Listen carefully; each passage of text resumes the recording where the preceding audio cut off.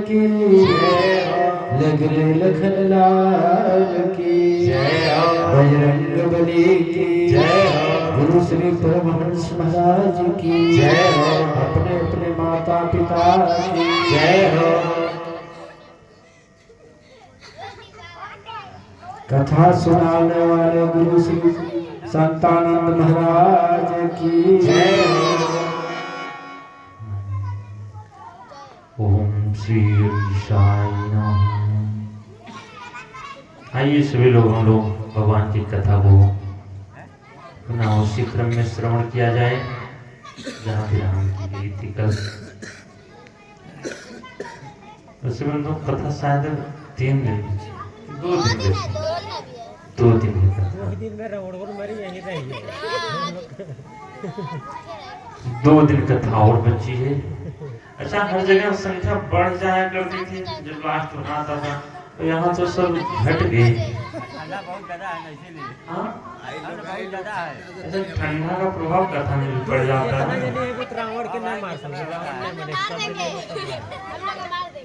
बोली श्री राघवेश्वर हमारे की। कल बंधु भगवान का विवाह हुआ था। हाँ थोड़ा सा लोग गाड़ी वाड़ी गाए थे। हाँ आज हम लोग अयोध्या की घटना को भाव से श्रवण करें। इधर अवध में क्या चल रहा है सब लोग चौपाई गाएंगे। इधर जितने महात्मा आए थे रिश्तेदार हो गए मेहमान आए थे दशरथ जी सबकी विदाई कर दिए। लेकिन जो विश्वामित्र जी थे इनकी विदाई दशरथ जी नहीं कर रहे हैं। क्यों? क्योंकि बंधुओं जो उत्सव धूमधाम हो रहा है सब विश्वामित्र जी की ही कृपा से हो रहा है। बंधुओं अगर कोई थोड़ा सा एहसान कर दे आपके ऊपर तो उस एहसान को नहीं भूलना चाहिए। विश्वामित्र जी बार बार विदा मांग रहे हैं। मांगते विदा राहु अनुरागी। विश्वामित्र जी के महाराज अब आज तो चलने दो। दशरथ जी आए बच्चों को लेकर खड़े हो गए। महाराज आप जा तो रहे हो लेकिन ये जो बच्चों को हमने दिया था तुम मुनि पिता नहीं को वो बात याद रखिएगा।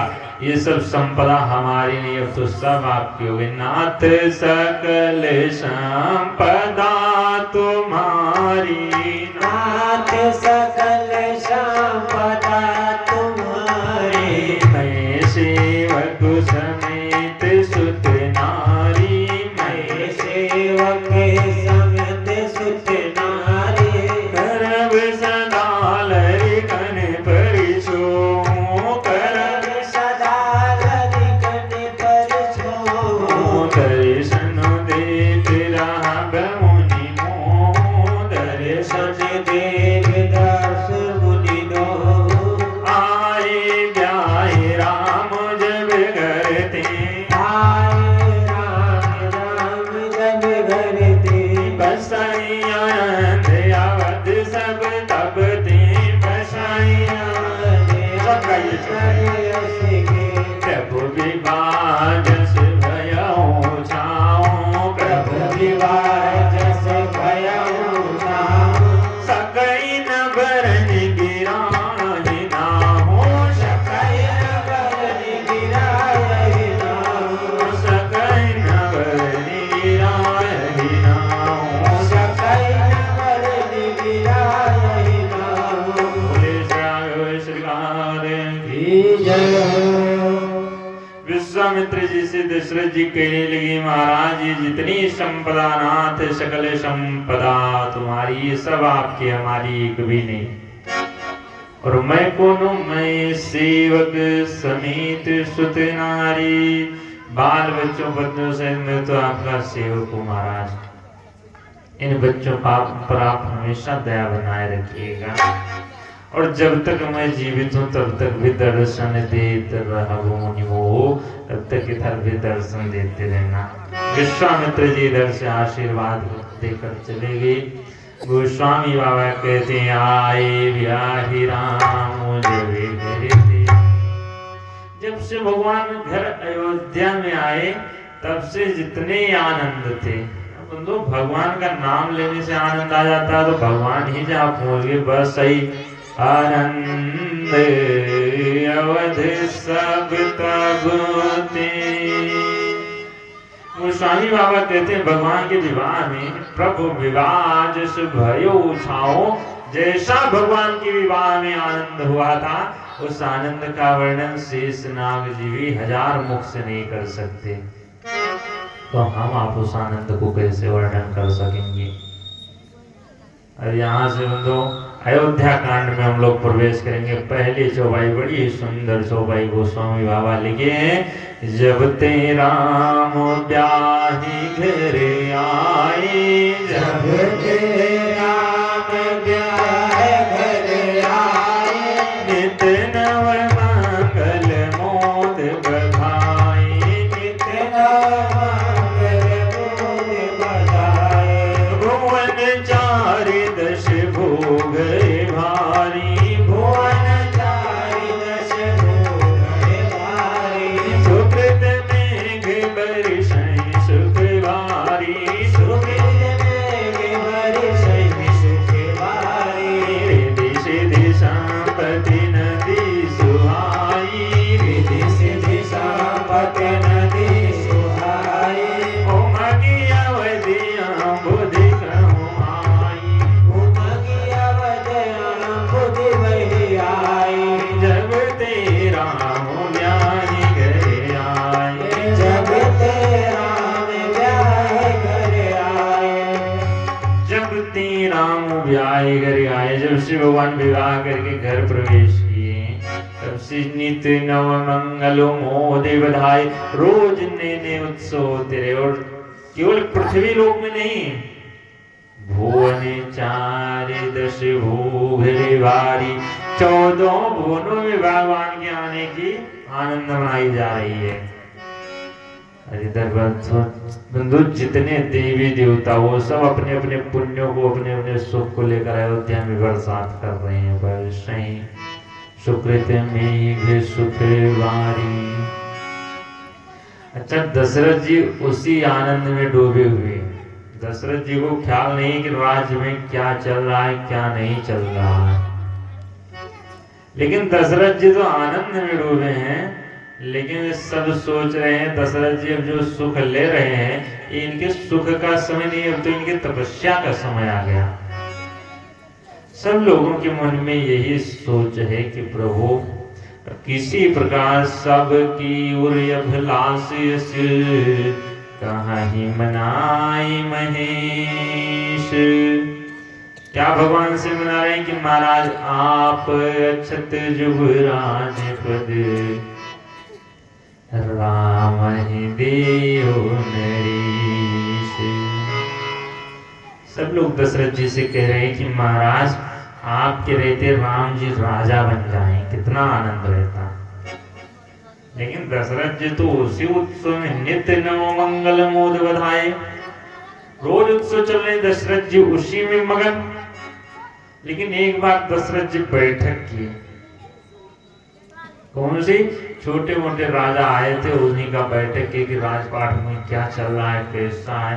गोस्वामी बाबा कहते हैं एक समय सब साहित समा जाए, एक समय सब सहित समा जाए, आज समार भुराज विराजा, राज सवार भुराज विराजा, सकल सुकृत मूरत नर नाहु, सकल सुकृत मूरत नर नाहु, राम सुजसु सुनियति उठाहु, राम सुजसि सुजियति उठाहु, राय शुभाय मुकुर करि लीना, राय शुभाय मुकुर कर लीना, जोग जुगे जमग सुत विवास, बदन बिलोकी मुकुट समकीना, श्रवण समीप भय श्रुत की शासन, श्रवण समीप भय सिद्ध के सा, मनहु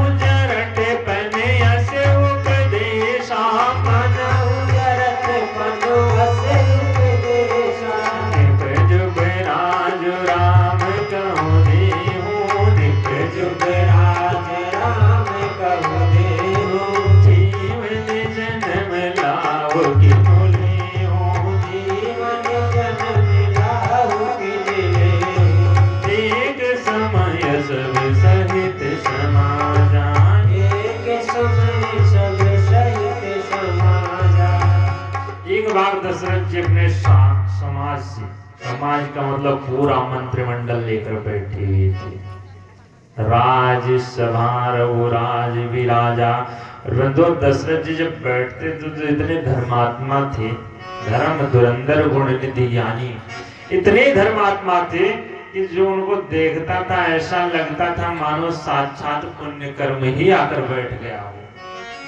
कभी अधर्म नहीं के जीवन में दशरथ जी। बंधु जब सब देखे, गोस्वामी बाबा कहते हैं त्रिभुवन तीन काल जग माही। त्रिभुवन का मतलब तीनों भुवनों में, स्वर्ग नरक पाताल, और तीन काल भूत भविष्य वर्तमान। ना तो कोई हुआ है और ना तो था और ना तो आगे चलकर होगा, जैसा दशरथ जी। भूरि भाग दशरथ समुना। और जब दशरथ जी शीशा लेकर अपना चेहरा देखे, राजगद्दी पर बैठकर अपना चेहरा देख रहे हैं, राय शुभाय मुकुर कर लीना। दशरथ जी का स्वभाव था, जिससे बंधु किसी किसी का स्वभाव ही हो जाता है शीशा देखने का। हाँ, कहीं चलने लगेंगे तो छाबार उठाकर देखेंगे, तो एक स्वभाव बन जाता है। ऐसे दशरथ जी का भी स्वभाव था, जब वो गद्दी पर बैठते थे तो शीशा देखते थे। बंधु शीशा देखने का मतलब ये हुआ, क्यों हंस रहे हो सब लोग आगे बैठकर? बोला बाबा को भी वहीं बैठा देखा। बोली इस राघव सरकार की जय। बंधु दशरथ जी जब शीशा लेकर अपना चेहरा देखे तो उनका मुकुट थोड़ा सा टेढ़ा हो गया था, और मुकुट को जब सम करने लगे तो देख रहे हैं दशरथ जी कि श्रवण समीप भय श्रित की शान, कान के पास के बाल सफेद हो गए। अब कान के पास के बाल जो सफेद हुए, वो मानो ऐसा कह रहे हैं, दशरथ जी को लगा कि कह रहे हैं दशरथ जी बुढ़ापा आ गया, मन हो जरटपन अशोपदेशा, बुढ़ापा आ गया इसलिए सफेद हो गए। देखिए कोई जरूरी बात कहनी होती है तो उसको कान में ही कहा जाता है, इसीलिए कान के बाल भी सफेद होकर कान में कह रहे हैं कि बुढ़ापा आ गया, अब तो भगवान का भजन करो। अच्छा बंधु, केवल दशरथ जी का नहीं सफेद हुआ, आज भी हम आपका भी सफेद हो जाता है। क्यों होता है? अच्छा, आजकल नए आदमी का भी हो जाता है। बंधु, जो हमारे कान के पास के बाल सफेद होते हैं, बाल सफेद इसलिए होते हैं क्योंकि कान के बाल कहने लगते हैं देखो भैया, जब हम बाल थे तो तुम भी बाल थे, जब हम छोटे थे तो तुम भी छोटे रहे, रंग बिरंगे थे, तुम भी रंग बिरंगी दुनिया में घूमे, और अब हम जब सफेद हो गए, सात्विक हो गए, तो कम से कम तुम भी सात्विक हो जाओ। अब तो भगवान की कथा सुनो, इधर उधर फिल्मी भोजपुरी गाना बंद कर दो सुनना। अब तो कम से कम इधर माल सिनेमा में जाना बंद करके अब तो तीर्थों का दर्शन करो। लेकिन बंधु, हम आप क्या कहते हैं? नहीं, अभी बुढ़ापा नहीं आया, जाते हैं ले आएंगे काला काला पेंट पूरा पोत लेंगे। हम आप भगवान ऊपर से नोटिस भेजते हैं, उसको वापस कर देते हैं, जाओ कुछ दिन अभी रंग बिरंगा रहने दो। बंधु, भगवान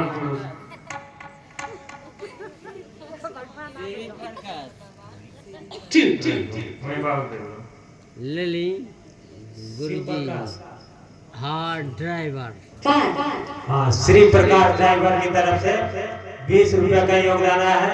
भगवान मंगल करे, धन दौलत की बारिश होती रहे, या तुम्हें वैकुंठ प्राप्त हो। जाओ कथा सुनो बैठ के। जय श्री राम। जाओ कथा सुनो, बैठो बैठो बैठो कथा सुनो।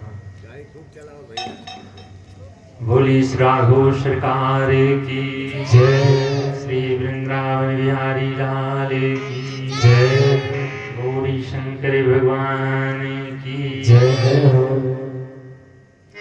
बंधुओं, इधर दशरथ जी के जब बाल सफेद हुए, अच्छा ये बाल सफेद होते हैं तो ये इसीलिए सफेद होते हैं कि कम से कम वो बुढ़ापे का ख्याल तो करो, अपना जिधर से आए हो उधर का रास्ता भी देख लो, क्योंकि जाना भी है हम आपको।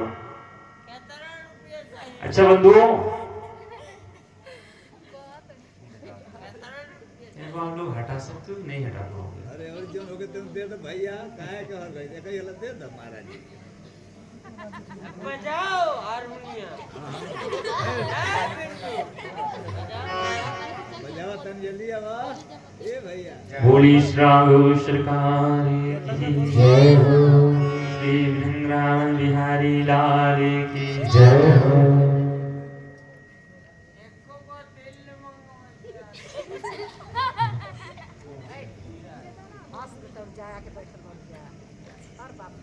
इनके घर के कोई आते हैं कि नहीं आते हैं? इधर कोई है ही नहीं। ये नहीं आई थे ना थे आप तो जाते हैं लेकिन थोड़ा छोटे होकर आए तो ठीक रहे। ये लोग आते हैं तो बड़े चढ़े भर कर ही आएंगे, कितना रुपए चाहिए। इसे एक दिन राजा हाथी पर बैठकर जा रहा था तो एक ऐसे मिल गए इन्हीं जैसे बड़े आदमी, देखकर कहने लगे भैया ये कुत्ता कितने का बेचोगे? अब जो राजा के पास के थे सब उसको पकड़ लिए, मारने जा रहे थे। राजा ने कहा मारो मत, इसको ले चलो अंदर बंद कर दो। अब लेकर गए, बंद कर दिए। क्या नाम है माता? एक चादर है, एक अंगूठी है, एक साड़ी है। अच्छा नमो का है, और एक नमो का है माता? मनोज जायसवाल की माता, मनोज जायसवाल की माता जी की तरफ से वस्त्र का भी योगदान आया है और साल का भी योगदान आया है। भगवान मंगल करें, धन दौलत की बरसात होती रहे।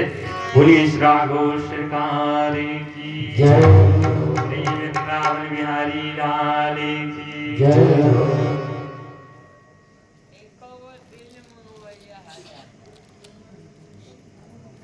आइए सभी लोग दो बार भाव से भगवान का नाम लेंगे। सीताराम सीताराम सीताराम सीताराम सीताराम सीताराम सीताराम सीताराम राधे श्याम राधे श्याम राधे श्याम राधे श्याम राधे श्याम राधे श्याम राधे श्याम राधे श्याम सीताराम सीताराम सीताराम सीताराम सीताराम सीताराम सीताराम सीताराम सीताराम सीताराम सीताराम सीताराम सीताराम सीताराम सीताराम सीताराम। बोलिए श्री रामचंद्र भगवान की जय हो। हाँ? धनंजय उनका बाप जी का दिल धनंजय उनकी माता जी हैं आप? धनंजय की माता जी की तरफ से 51 रुपए का योगदान।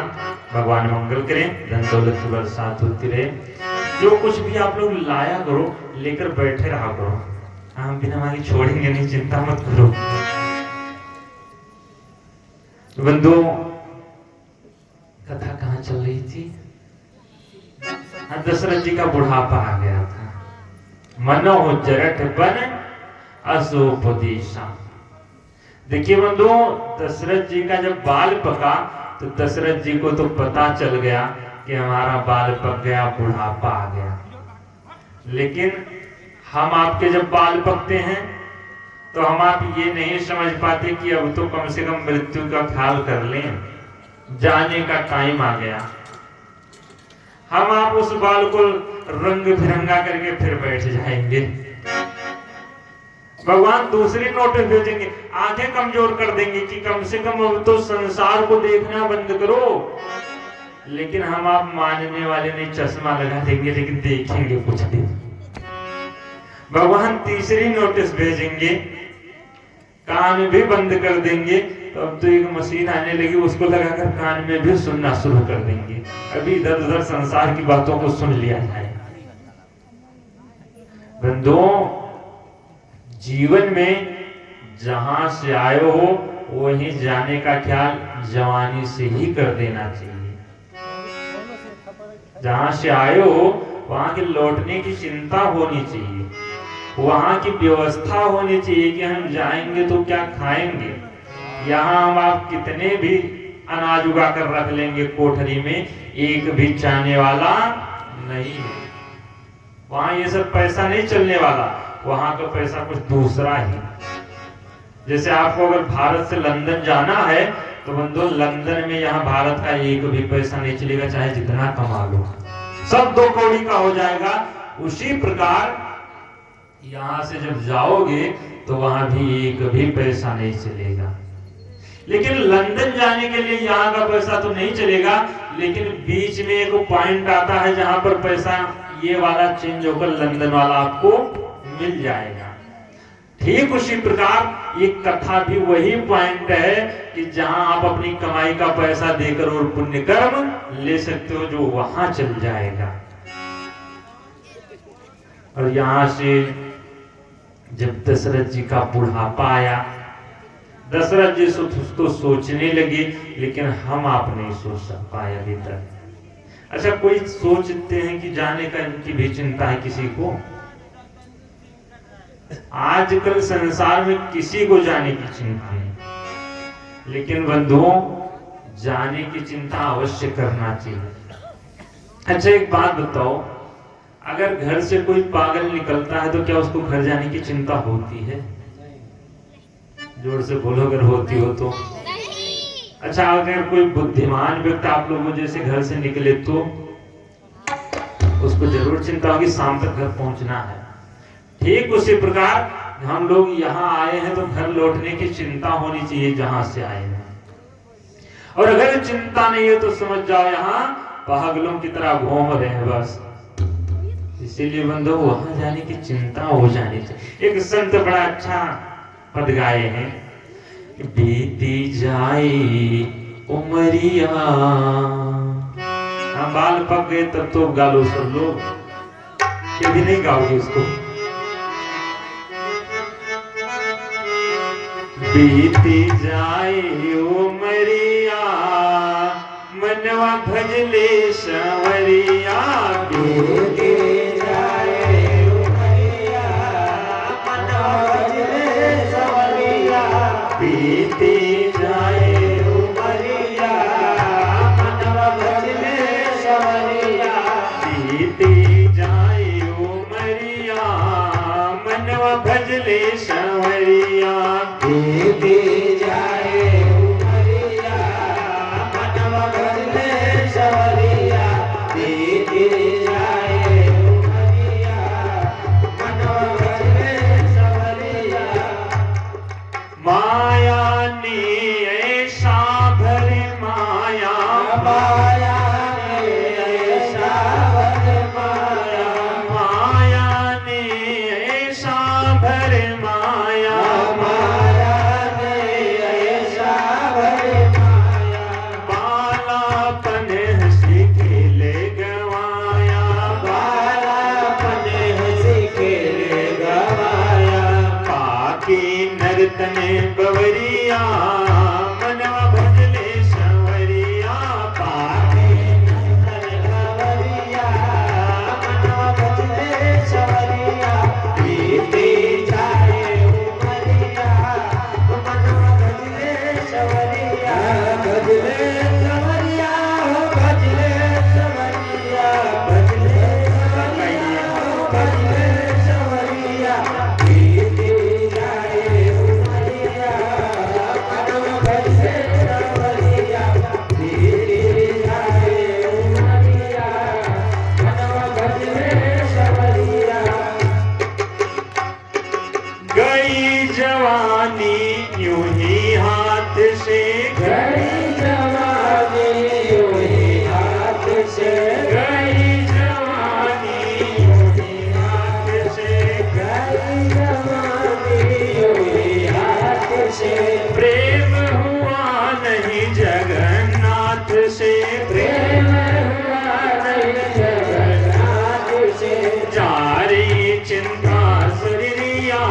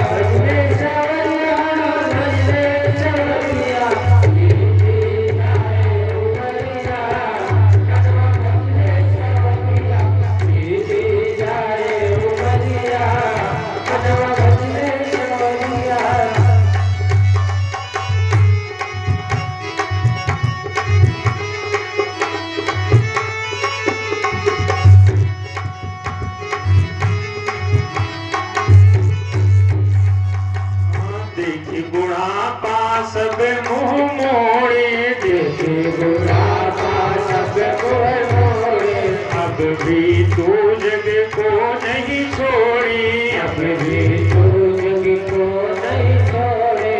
देखी बुढ़ापा सब मुंह मोड़े, देखी बुढ़ापा सब मुँह मोड़े।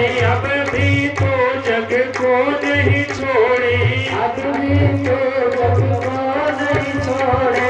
खोया बीच बजरिया मन भजले सवरिया, खोया बीच बजरिया मनवा भजले सवरिया। भजले सवरिया मनवा भजले सवरिया, भजले सवरिया मनवा भजले सवरिया।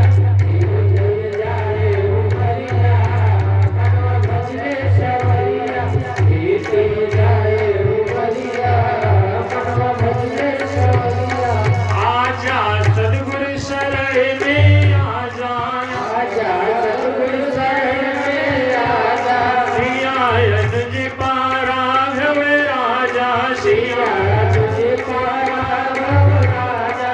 फूटे पाप गगरिया मन भजले सवरिया, तूने पापे बगरिया मनवा भजले सवरिया।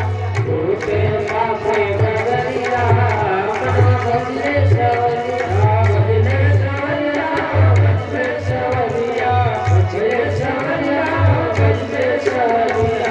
धीरे जाए उमरिया मनवा भजले सवरिया, धीरे जाए उमरिया मनवा भजले सवरिया। बोली श्रावण बंधु, ये उम्र जो है जीवन है, ये जीवन बंधु बीत जाएगा पता नहीं चलता है कब बीत गया। इसीलिए भगवान ऊपर जो नोटिस भेजा करते हैं कि बीती जाए उमरिया मनो भजले सवरिया। श्री प्रकाश श्री प्रकाश की तरफ से 20 रुपए तोड़िया का चाहे वो 20 का नोट है सर, 20 रुपए का योगदान। चलो उतर बैठो। तो बताइए बैठो बैठो, कथा कथा सुन लो। जी। बैठो उधर चलो। का बैठे हैं? नाम बताइए। हमको ढेर न दो बताइए।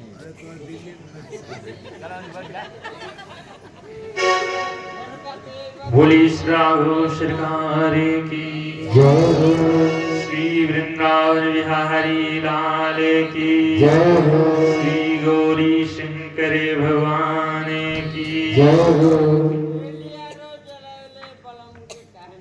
ले आई घबरा मत हो, देर समय निराते हो।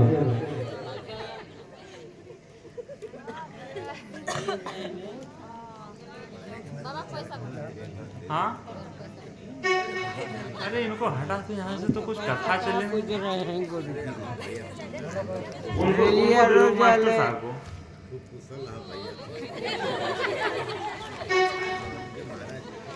हरिओम श्री सीताराम। तो थोड़ा 1 रुपया दीजिए तो सर। 20 का नोट है ताका पूजा तड़ा 1 रुपया छुट्टा ना हो बहने ले। नहीं तो 20 का नोट है नहीं सकते कहाँ? दीजिए तो क्या पूजा तड़ा। सतन भी बढ़ाओ ना, सुन लो बस। अरे यार तू सब गा दो, थप्पड़ मार बगल करो। ले ले 1 रुपया। 1 रुपया ले लो, आटा बगे ले लो पैसा ले लो, चल आओ। ना उनको कहाँ दे रहे हो? सतन भी कैसी बढ़ोली है तो क्या हो, सुन लो। आटा बगे जो बताइए। चलो ना हटाओ इनको पहले यहाँ पूजा से। ना हटाओ। पूजा पूजा हो तो चलो ना हनी, गेट आउट।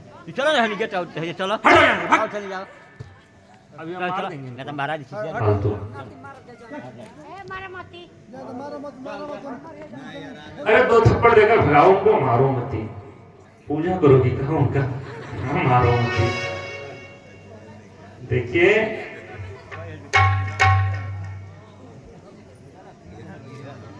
वो बिना मारे जाने वाले हैं कहा? उनको समझाने से ज्ञान आएगा? कभी नहीं आ सकता। बोलिए श्री राघव सरकार की जय हो। श्री वृंदावन बिहारी लाल की जय। और सब लोग 2 बार भगवान का नाम लो। सब लोग कहेंगे सीताराम सीताराम सीताराम सीताराम सीताराम सीताराम सीताराम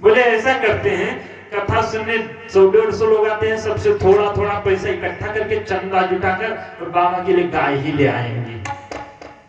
अब लोग गए बाबा के लिए, गाय ले आए, बड़ी सुंदर गाय। बोले महाराज आप चिंता मत करो, दाना चारा की व्यवस्था हम लोग कर दिया करेंगे। बाबा के लिए दाने चारे की व्यवस्था होने लगी उधर।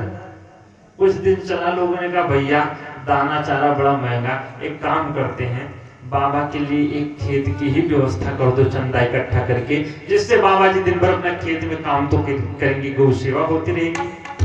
अब लोग गए बाबा के लिए एक खेत की व्यवस्था कर दे चंदा इकट्ठा करके। बोले बाबा अब तुम इसी में अपना दाना चारा उगा देना। तो थोड़ा पीछे नहीं कर पाओगे, कहाँ जाओगे?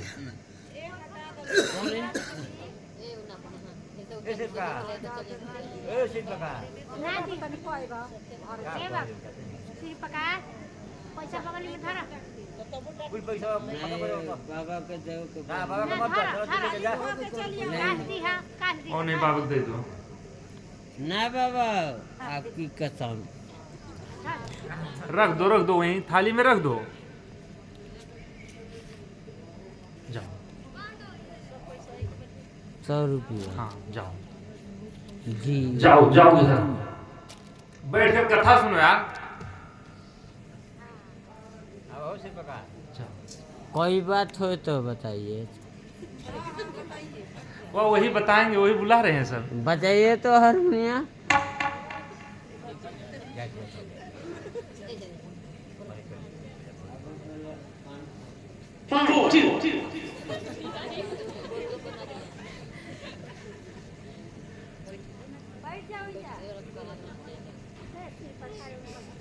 इनको अगर इस प्रांगण से हटा दो तो शायद कथा चल जाएगी। नहीं हटेंगे वो थोड़ा सा प्रसाद पा जाएंगे, हट जाएंगे। 2, 4, 5, 5, 4, 2, 2. हाँ वो अंदर ठंड नहीं लगेगा, उनका अपनी दम मारने में हम बैठ के बैठे। बोली श्री राघव सरकार की जय हो।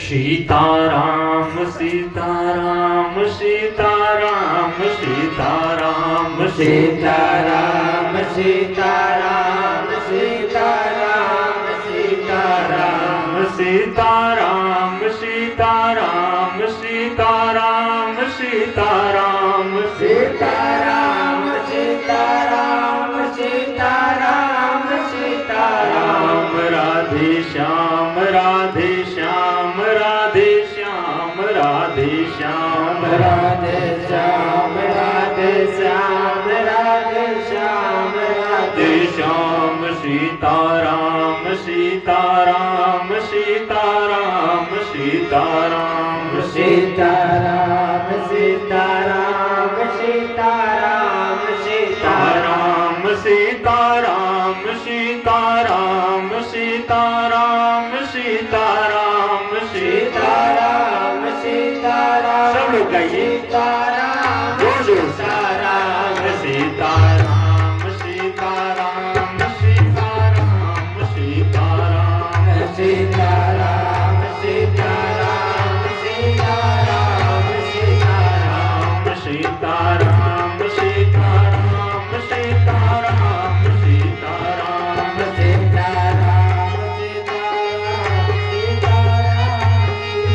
बोली रामचंद्र भगवान की बंधुओं, यहाँ दशरथ जी शारदानंद कमल जी की तरफ से, शारदानंद कन्नौजिया की तरफ से 100 रुपए का योगदान आया है। भगवान मंगल करें, धन दौलत की बरसात होती रहे। बोलिए श्री राघव सरकार की जय। बंधुओं, दशरथ जी अपने गुरु जी के पास गए थे। वो कथा में कहाँ पहुंचे थे?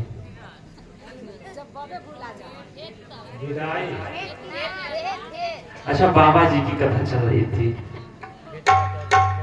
हाँ, तो बाबा जी को लोगों ने खेत दे दिया कि बाबा जी अपना दाना चारा उगा लिया करो, बढ़िया गौ सेवा होती रहेगी।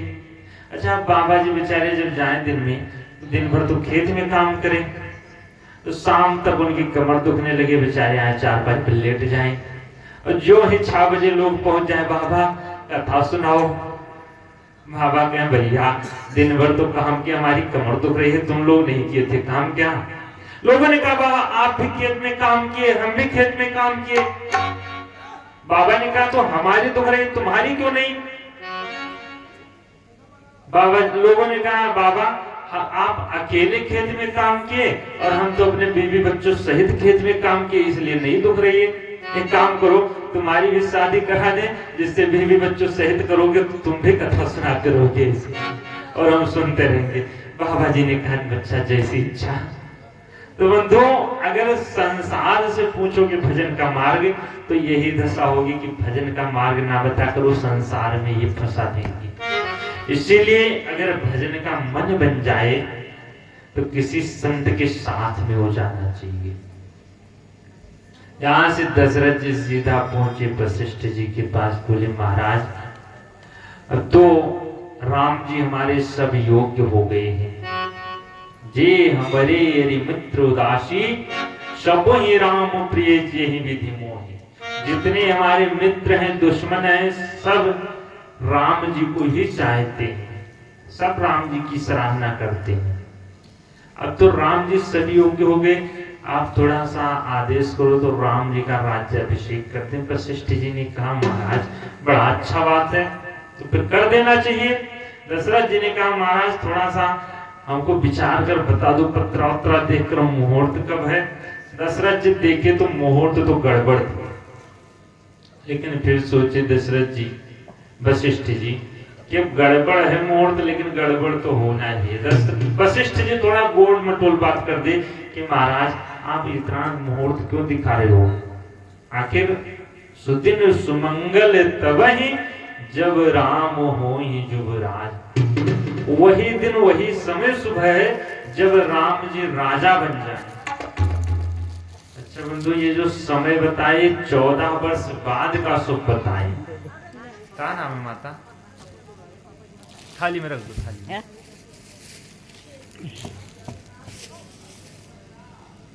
बैठ जाओ। क्या और कुछ लाए हो? बैठ जाओ। क्या नाम है माता? इंद्रावती। इंद्रावती मैया की तरफ से 101 रुपए का योगदान। कौशल्या मैया की तरफ से वस्त्र का भी योगदान, 10 रुपए का भी योगदान। मिथुन बालक की तरफ से भी 20 रुपए का योगदान। क्या नाम है बेटा? तेली नाम तेली? तेली बिटिया की तरफ से भी क्या कुछ आया है कि वैसे आई हो? हाँ तो लाओ पैसा। 10 रुपए का योगदान। और छेदी की तरफ से भी 10 रुपए का योगदान। भगवान मंगल करे। इतने हम बैठो सर। बोलिए श्री राघव सरकार की जय। अच्छा हमको लगता है यहाँ सब 9 बजे तक आते ही रहते हैं कथा सुनने। अच्छा आएंगे भी तो सीधा व्यासपीठ तक ही आएंगे। कृपया सबसे निवेदन है लेकर बैठे रहा करो, हम लास्ट में सबको समय देंगे। बोलिए श्री राघव सरकार की तो माता जी और कुछ लाई है, पहले हिसाब किताब हो जाए कथा तो फिर सुन लेंगे हम लोग। क्या नाम है माता? हाँ हाँ साड़ी का योगदान। और नमवा का है? अच्छा सवारी सवारी मैया की तरफ से 10 रुपए का योगदान। जाओ बतोहो दोनों मेरा बहुत तेल लगाई, भगवान मंगल करें। आई है कि नहीं आई है? अच्छा तुम्हारी दादी तो मम्मी से कह देना बाबा जी कहे हैं। लगाती है कि नहीं लगाती है? तीनों टाइम लगा देंगे। बोलिए श्री राघव सरकार की, वृंदावन बिहारी लाल की, गौरी शंकर भगवान की। आइए सब लोग दो बार भगवान का भजन गाया जाए कि और कोई लाने वाले हैं, सोच रहे हो तो आ जाए। सीताराम सीता, अच्छा कथा चलेगी फिर लाएंगे। सीताराम सीताराम सीताराम सीताराम सीताराम सीताराम सीताराम सीताराम सीताराम सीताराम सीताराम सीताराम सीताराम सीताराम सीताराम सीताराम। बोलिए राघव सरकार की जय। अच्छा, इसीलिए तो लोग हमसे शिकायत करते रहते हैं कि महाराज कथवा कम सुनाते हो, दक्षिणवा ज्यादा वसूलते हो।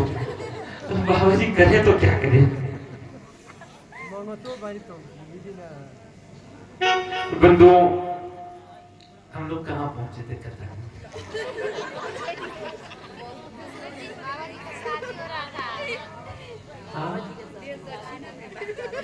दक्षिण ले रहे थे। अच्छा, मुहूर्त दशरथ जी गए थे वशिष्ठ जी से पूछने। वशिष्ठ जी ने कहा महाराज सुदिन सुमंगल तपई जब राम हुई युगराज। दशरथ जी ने कहा महाराज कल कर दे गुरु जी। गुरु जी ने कहा दशरथ मन में सोचे कि कल किसी का आया है, कल आएगा तो काल लेकर ही आएगा। और यहाँ से दशरथ जी आए, पूरी तैयारी करने लगे, सब मंत्रिमंडल बैठा कर कहने लगे भैया सब तैयारी करो, कल राम जी का राज्याभिषेक। और भरत जी उस समय ननिहाल गए हुए थे। बंधुओं, भरत जी ननिहाल गए थे, तभी राम जी के राज्याभिषेक की तैयारी हुई। अच्छा, और भरत जी जब गए हुए थे तो दशरथ जी तैयारी करने के बाद भरत जी को बुलाए भी नहीं थे कि राम जी का राज्याभिषेक है, तुमको आना है। बुलाए नहीं, क्यों? क्योंकि कारण था। जब कैकेयी जी के साथ दशरथ जी का विवाह होने जा रहा था तो कैकेयी जी की उम्र उस समय 20 वर्ष की थी और दशरथ जी की उम्र 60 वर्ष की थी। लेकिन बंधुओं, इनके जो कैकेयी के पिता थे, इन्होंने कहा कि हम अपनी बिटिया का विवाह इस शर्त पर करेंगे कि हमारे बेटी के गोद में जो पुत्र होगा उसी का राज्याभिषेक होना चाहिए, आपका उत्तराधिकारी वही बनेगा, कैकेयी का ही पुत्र। तो उस समय कौशल्या और सुमित्रा के भी पुत्र नहीं थे, तो दशरथ जी ने सोचा कि दो के तो पुत्र है ही नहीं, इन्हीं के पुत्र को बना दिया जाएगा। लेकिन जब चारों बेटे हो गए तो दशरथ जी को बड़ी चिंता होती थी कि हमारे रघुकुल की ये रीति है, जो बड़ा बेटा हो वो उत्तराधिकारी बनेगा। अगर हम कैकेयी जी के पुत्र को नहीं बनाएंगे भरत को, तो हमारी वचन की प्रतिज्ञा चली जाएगी, और अगर हम इनको बना देते हैं तो इधर हमारे रघुकुल की रीति बिगड़ जाएगी। दशरथ जी इसी धर्म संकट में कभी कभी जब चारों पुत्र खेलते थे तो दशरथ जी देखते तो सब लोग प्रसन्न होते, लेकिन दशरथ जी अचानक बहुत ही दुखी हो जाते। एक दिन माता कैकेयी ने दशरथ जी से पूछा, राजन जब चारों पुत्र खेलते हैं सब देखकर प्रसन्न होते हैं तो तुम दुखी क्यों हो जाते हो? दशरथ जी ने कैकेयी जी से कहा, देवी यही हम सोचते हैं कि हमने वचन दिया है तुम्हारे पुत्र को उत्तराधिकारी बनाने का, और बड़ा तो राम है कौशल्या का पुत्र, तुम इधर हमारे कुल की रीति बिगड़ जाएगी, क्या करूं?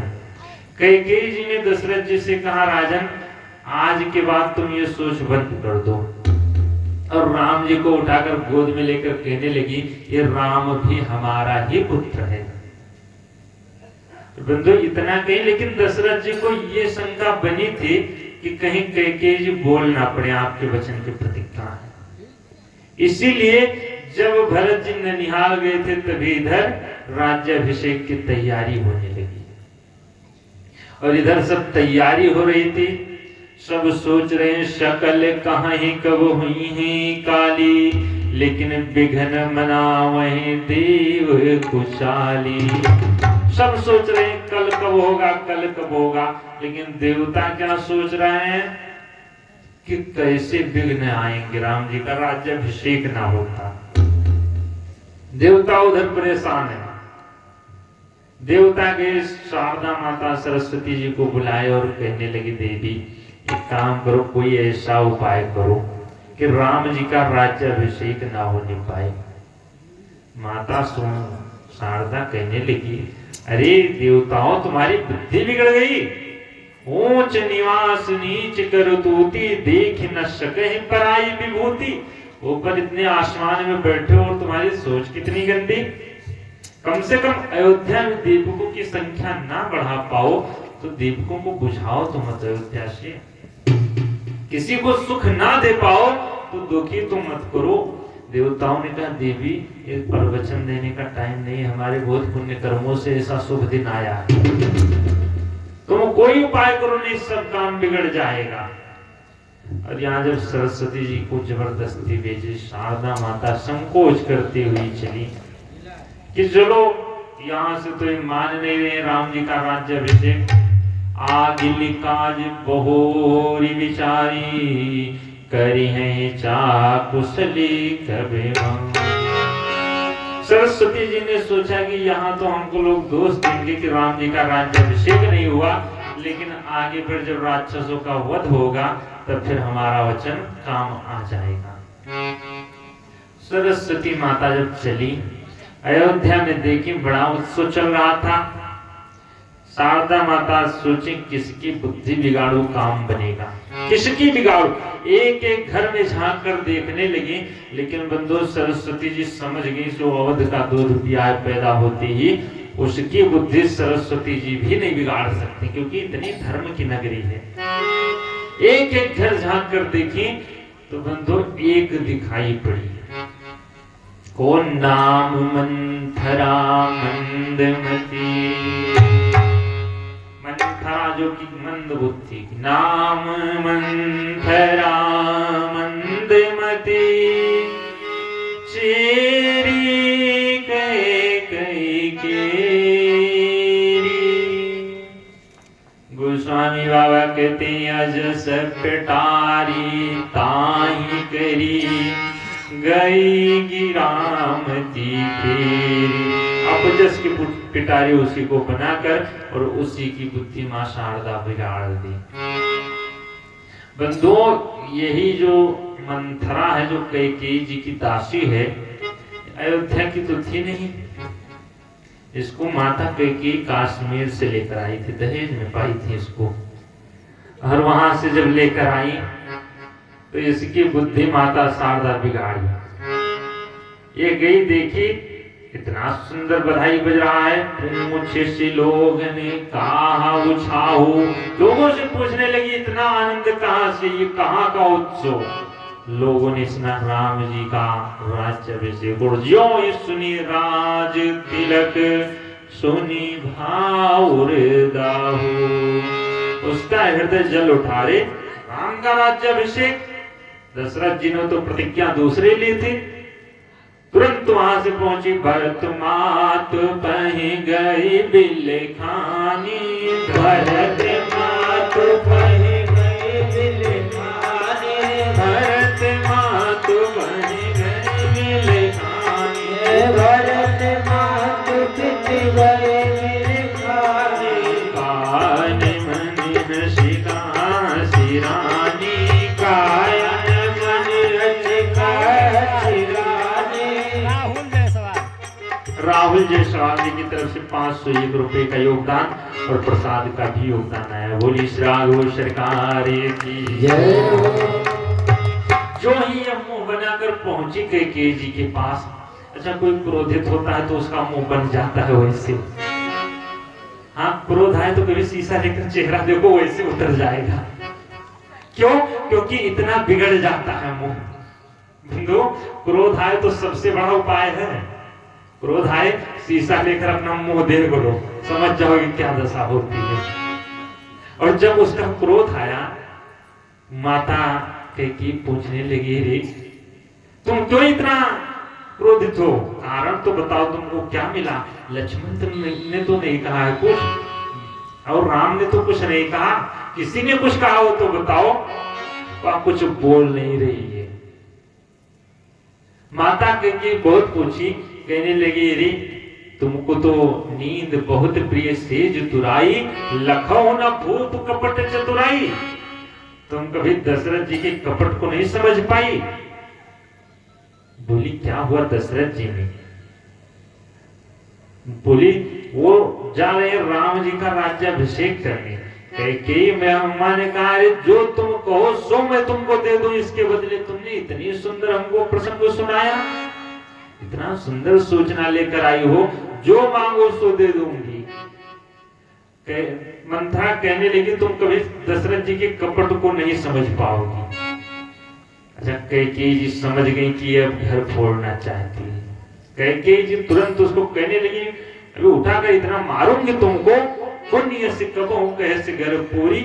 अगर तुमने कभी ऐसा कहा तो मैं तुम्हारी जीभ खींच लूंगी।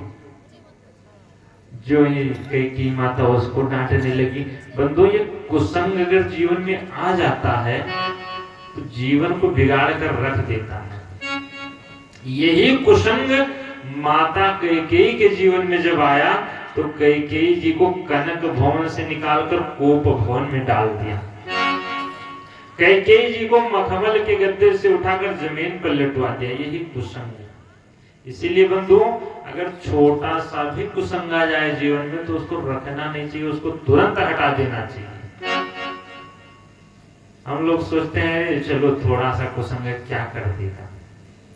अब जैसे अभी एक कुसंग आया, सब लोग कहे, अरे महाराज रहने दो, कथा सुनाओ। अब वो कथा हम अगर उसके रहने से सुनाते तो ऐसे बीच बीच में टपका करता है, कथा ही नहीं हो पाती। इसीलिए बंधु, जीवन में कुसंग अगर थोड़ा सा भी आ जाए तो उसको नहीं रखना चाहिए। विभीषण जी जब भगवान के पास गए थे, भगवान बोले, भैया लंका की दशा बताओ, कैसे रहे लंका में। विभीषण हाथ जोड़ ले कहने लगे, महाराज बर भले बासु नरक करी ताता,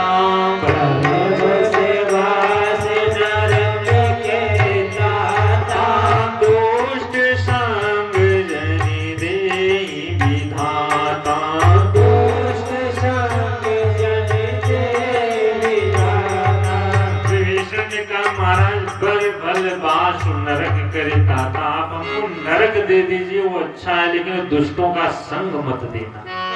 क्योंकि बंधु, नरक तो हम आपके पाप काट देता है, लेकिन अगर कुसंग मिल जाता है तो पाप और बढ़ जाया करता है। यहाँ से माता कह गई, जब कुसंग पाई तो चली गई कोप भवन में। कोप भवन आप लोग जानते हो कि नहीं जानते हो? कोप भवन, पहले राजभवन में एक कोप भवन अलग से होता था कि जब कोई क्रोधित होता था तो उसे कोप भवन में चला जाता था, सब समझ जाते थे उसको क्रोध आया।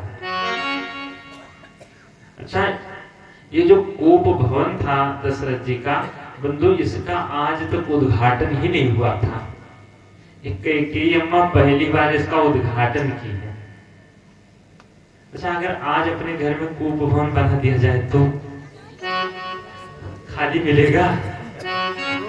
रोज नंबर लगाओ,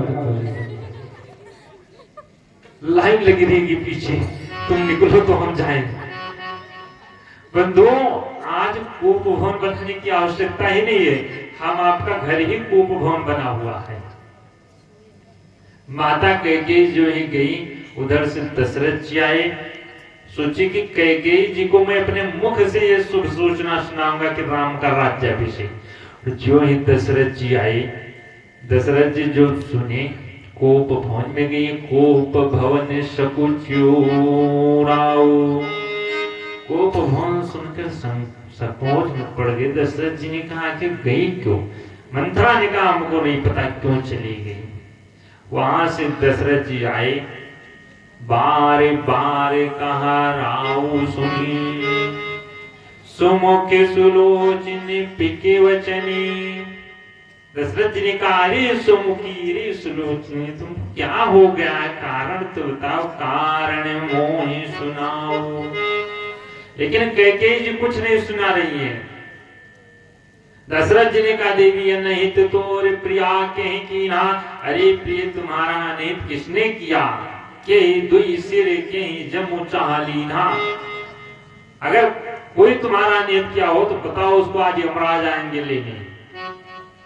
कहो कहीं रंग कहीं करो नरेशो, तो जिसको कह दे तो उसको मैं राजा बना दूं, अगर राजा को कहे तो मैं भिखारी बना दूंगा। कि अगर तुम बताओ तो किसने तुम्हारा बिगाड़ा है, सकऊं तो ये अमरो मारी। अगर तुम कह दे तो अगर देवता भी होगा तो उसको भी मैं मार डालूंगा। बंधुओं, दशरथ जी इतनी मगन है आज कि दशरथ जी आज सही गलत नहीं देख रहे, क्या सही है क्या गलत है। वैसे कहने को तो धर्म धुरंधर है, लेकिन आज कह रहे हैं कहो तो मैं देवताओं को भी मार कर ले आऊं।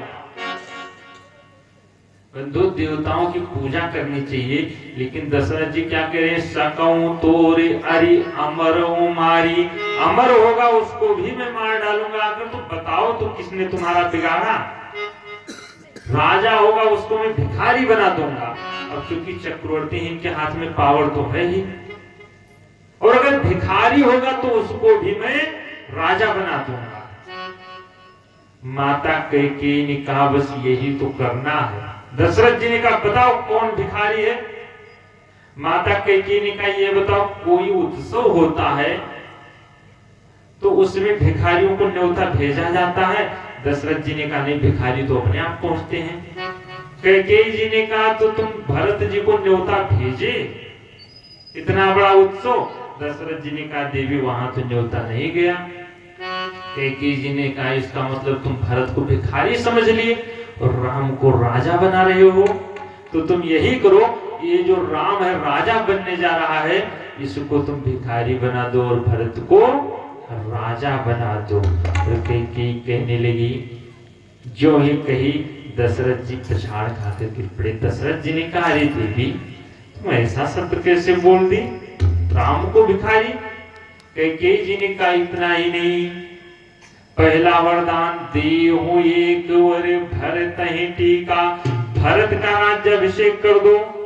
दशरथ जी ने कहा और कुछ, बोली दूसरा वरदान यही कह दो कि तापस 20 विशेष उदासी, 14 वर्ष राम वनवासी।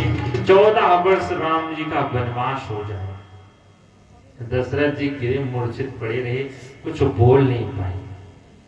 दशरथ जी कहने लगे अरे देवी तुम जो वरदान मांग रही हो, अगर राम जी को हम 14 वर्ष वनवास दे देंगे तो हमारा जीवन नहीं बचेगा। जीवन मोर राम बिन नाही। कैकेयी जी ने कहा अगर तुम वनवास दे दोगे तो जीवन तुम्हारा चला जाएगा, लेकिन अगर वनवास नहीं दे तो जीवन हमारा चला जाएगा, तुमको कलंक लगेगा।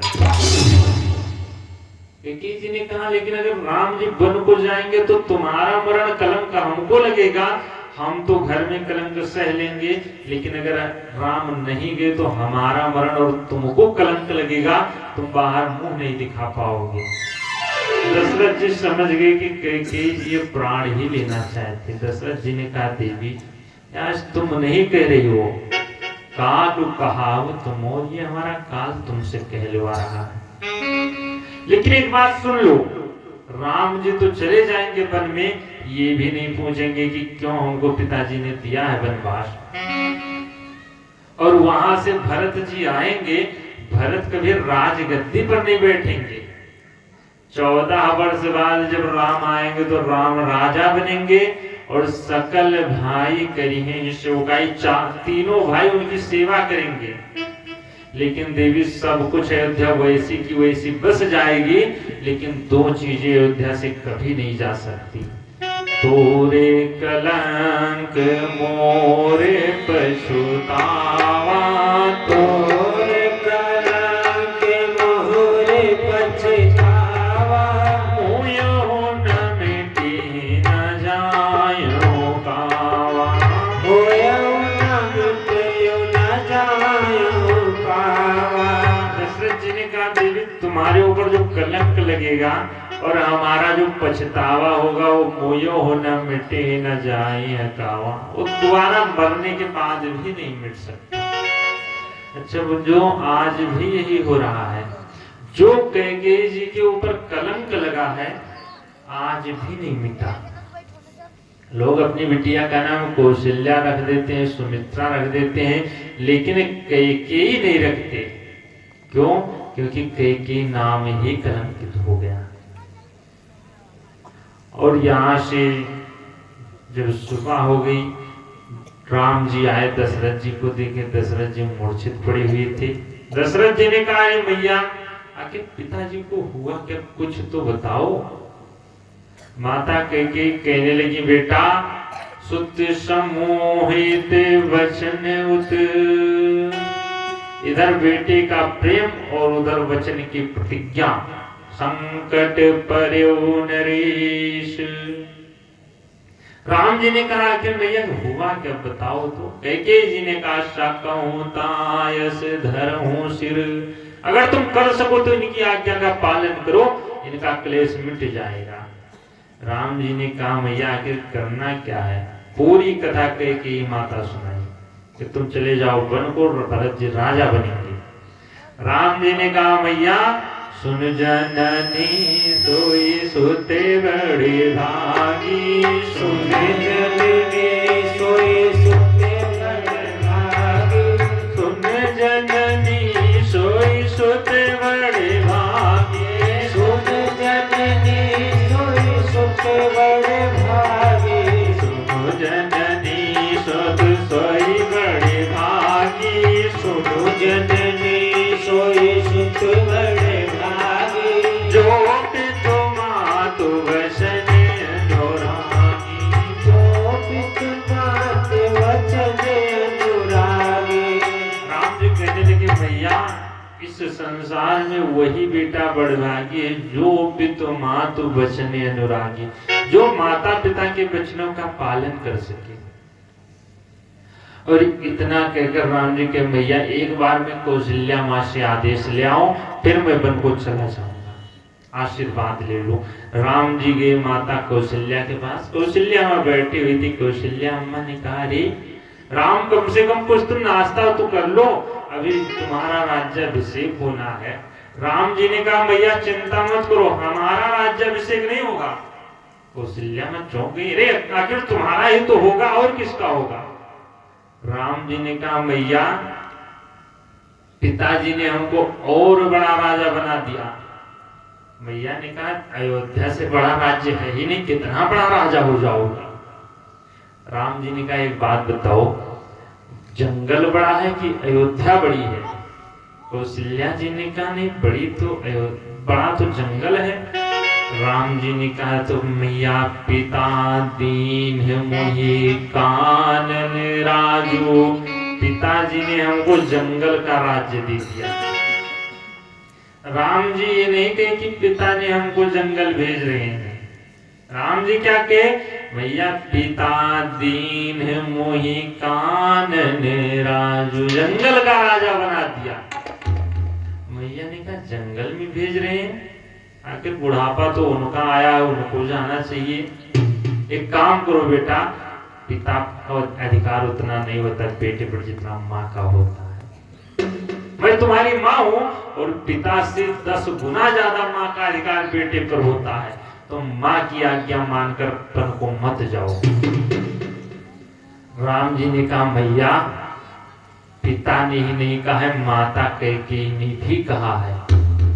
मैया कौशल्या ने कहा, अगर माता कैकेयी भी कही है तो तुम वन को अवश्य जाओ, क्योंकि वो माता कैकेयी हमारी केवल सौतेली तुम्हारी माँ भी लगती है। सब बंधुओं, कौशल्या माता कितनी भोली है। अगर ये दूसरी माँ होती तो हमको तो लगता है लड़ गई होती कैकेयी जी से। कैकेयी जी की खैरियत नहीं रहती, क्यों हमारे बेटे को राजपाट से हटा गई। वो आखिर अधिकार हमारे बेटे का है तो हमारा बेटा ही राज्याभिषेक पाएगा, ये तो कहती दूसरी माँ। लेकिन माता कौशल्या अगर थोड़ा भोली भाली माँ होती तो इतना तो कह सकती थी कि अगर राजा तुम अपने बेटे को बनाना चाहती हो तुम बनाओ, लेकिन हमारा बेटा हमारी कुटिया में रह जाएगा, वन में नहीं जाएगा। इतना तो कैकेयी जी कौशल्या माता कह सकती थी, लेकिन कौशल्या माता ये भी नहीं कही कौशल्या मैया ने कहा अगर कैकेयी मैया ने कहा है तुम्हारी तो तुम्हारी माँ है बेटा बन को अवश्य जाए। और यहाँ से राम जी के वलकल वस्त्र लिए पैदल निकले जो दशरथ जी उठकर बैठे। दशरथ जी सुमंत को बुलाए, रे सुमंत कम से कम जाओ राम को रथ पर बिठाकर 4-5 दिन घुमाकर वहां से लेकर चले आना, अन्यथा हमारे तो प्राण चले जाएंगे। लक्ष्मण जी माता सीता को पता चला, सीता जी पहुंची। सीता जी ने कहा प्रभु कहाँ चले? राम जी ने कहा तुम रहना, माता पिता गुरु की सेवा करते रहना, हम 14 वर्ष बाद लौट आएंगे। सीता जी ने कहा अगर तुम चले जाओगे तो हमारे प्राण नहीं रह जाएंगे। जी बिन देह नदी बिन बारी, तैसे नाथ पुरुष बिन नारी। जैसे प्राण के बिना शरीर हो जाता है, जल के बिना नदी की दशा हो जाती है, उसी प्रकार पुरुष के बिना स्त्री की दशा हो जाती है, इसलिए हमारे प्राण नहीं रहेंगे। राम जी ने कहा तो फिर तुम भी चलो। लक्ष्मण जी सुने, लक्ष्मण जी दौड़े दौड़े आए। लक्ष्मण जी ने कहा भैया अगर तुम हमको नहीं ले चलोगे तो मैं अभी सरयू में कूदकर प्राण दे दूंगा। राम जी ने कहा जो आता है वही आत्महत्या की धमकी देता है, चलो अगर तुमको भी नहीं रहना है। लक्ष्मण और सीता जी को लेकर जब निकले, सुमंत पीछे दशरथ जी के कहने से रथ लेकर निकले। रथ में सवार हुए, यहाँ से अयोध्या की जितनी जनता थी सब पीछे पीछे चल दी। भगवान बहुत लौट आए कि कम से कम तुम लोग अयोध्या में रहो। अयोध्या वासियों ने कहा नहीं प्रभु अयोध्या रही कहाँ, अब ये तो शमशान लग रही है, घर मसान परिजन जन भूता। अयोध्या के जो घर हैं वो शमशान लग रहे हैं, परिवारी जन जो है वो भूत लग रहे हैं, अब हम अयोध्या में नहीं रहने वाले। वो अयोध्या नहीं रही। राम जी ने कहा तो अयोध्या कहाँ है? अयोध्यावासी कहने लगे अवध तहाँ जहाँ राम निवासो, अवध तहाँ जहाँ राम निवासो, अवध तहाँ जहाँ राम निवासो, अवध तहाँ जहाँ राम निवासो, तहाँ ही दिवस जहाँ भान प्रकाशो,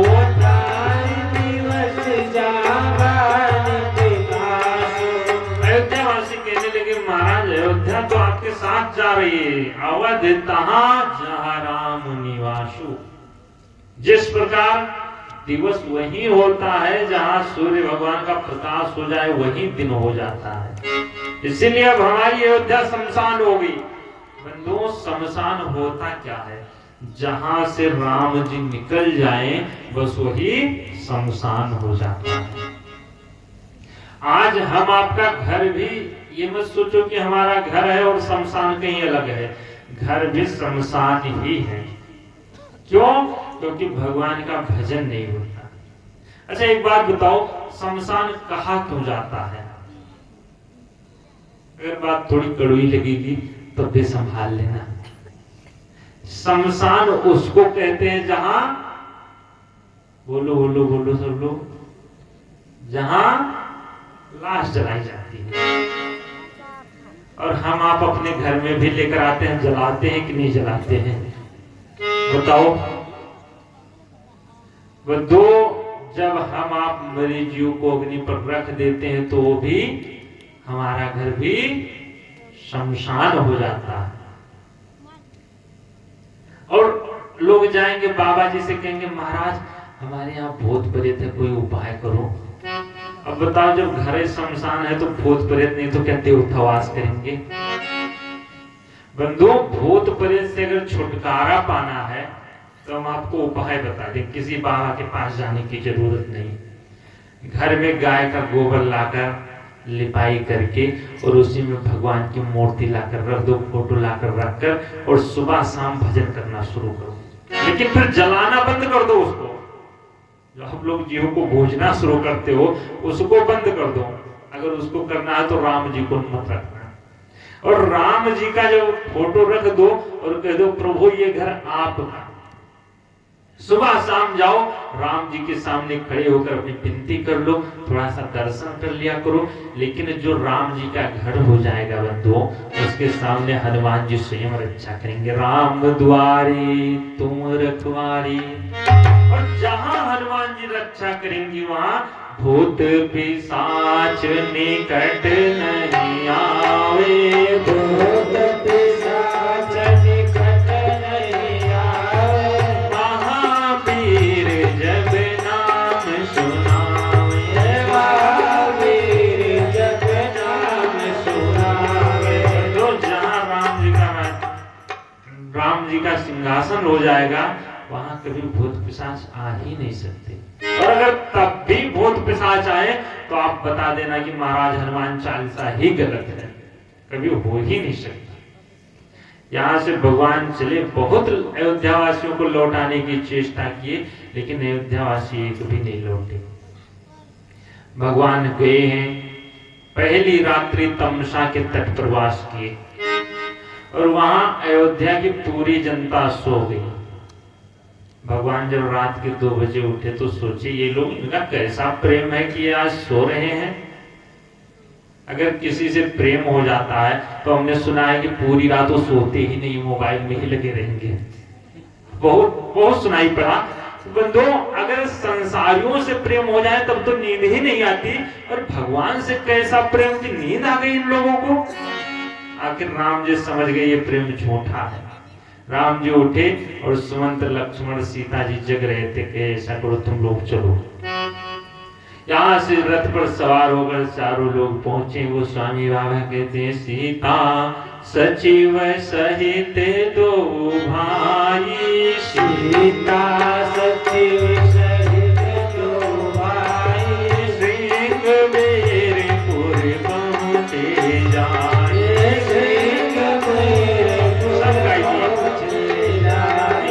उतरे राम देव सरि देखी। उतरे राम देव सरि देखी। कीन दंडवत हर्षि विशेषी। कीन दंडवत हर्षि विशेषी।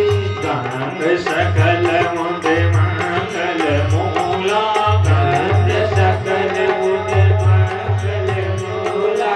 सब दुख हरनि करनि सब सूला। सब दुख हरनि करनि सब सूला। सब सुख करनि हरनि सब सूला। सब सुख करनि हरनि सब सूला। तो इधर भगवान सीता सचिव सहित 2 भाई श्रृंगबेरपुर पहुंचे। भगवान श्रृंगबेरपुर पहुंचे।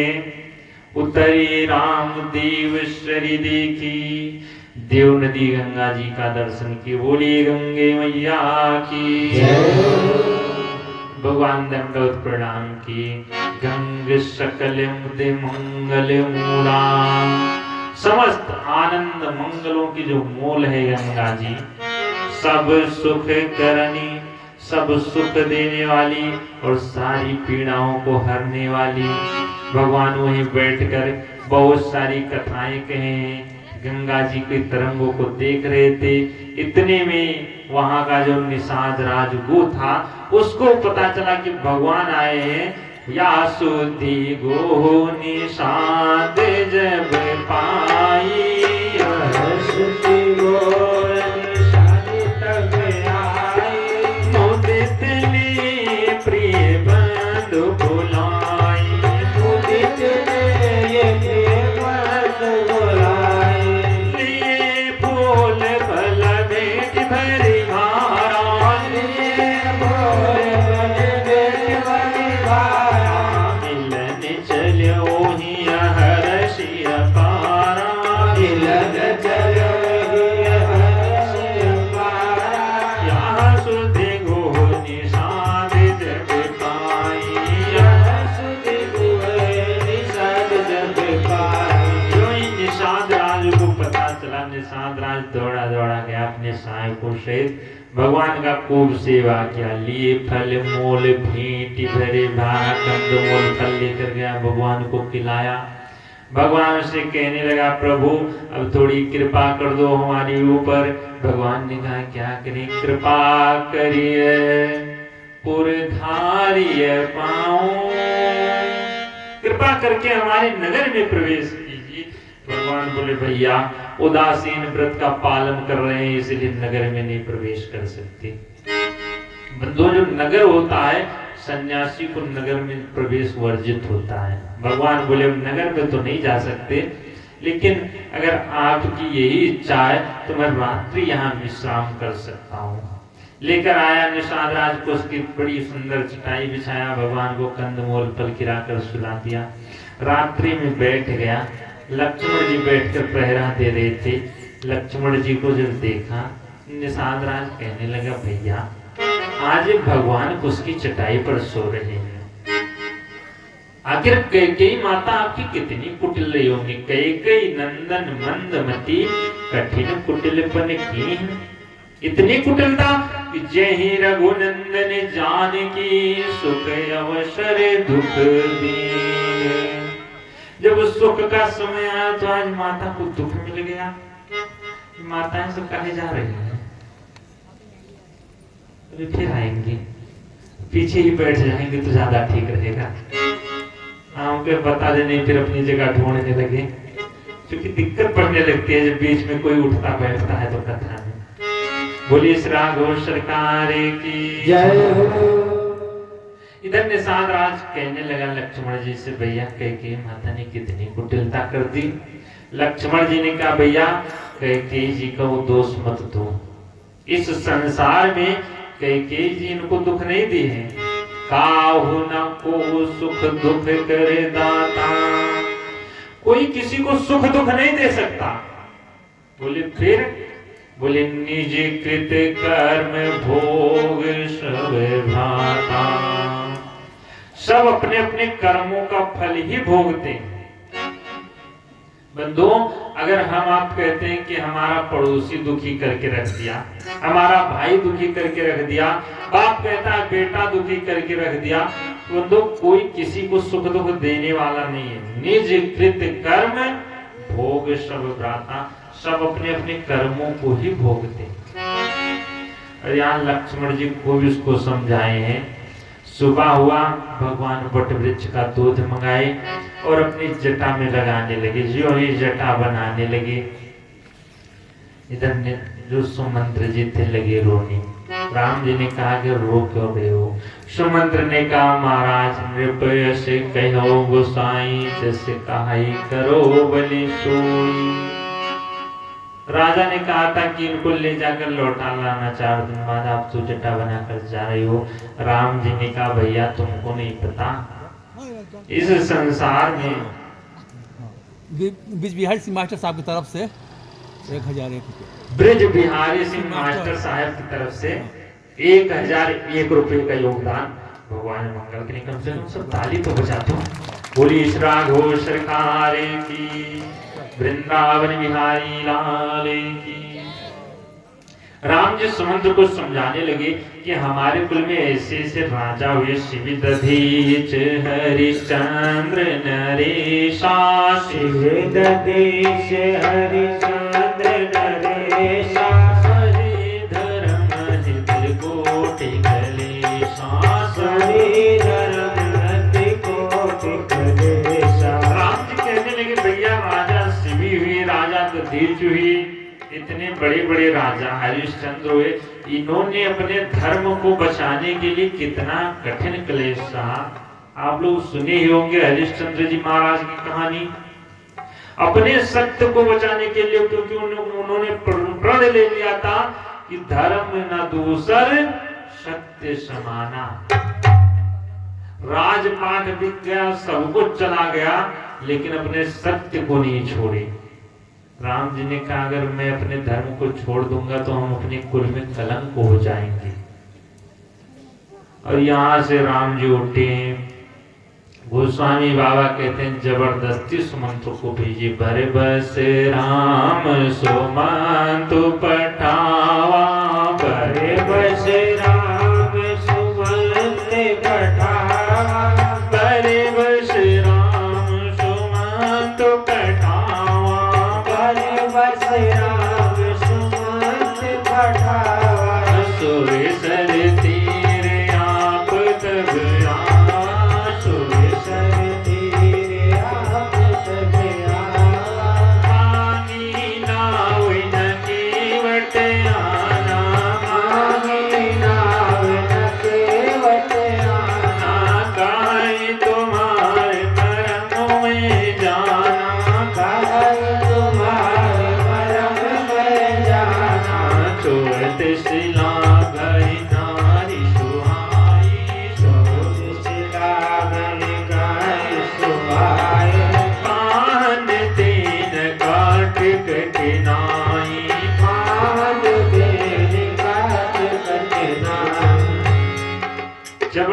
कि बड़े बस राम सुमन तो पठावा, सुर सर तीर आप तब भगवान गंगा जी के किनारे पहुंचे।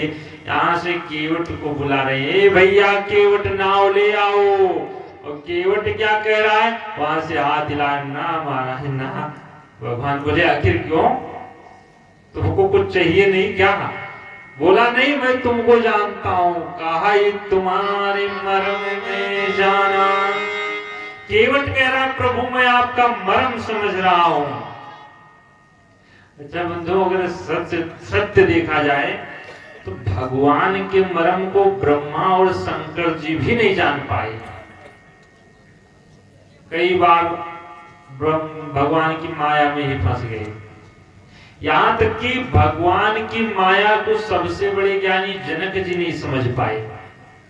अगर जनक जी भगवान के मर्म को समझ पाए होते तो उस स्वयंवर में जो धनुष यज्ञ हो रहा था उसमें क्रोध ही नहीं करते, क्योंकि साक्षात भगवान बैठे हैं, जो चाहेंगे वही होगा। राम की नहीं चाहे सोई हुई।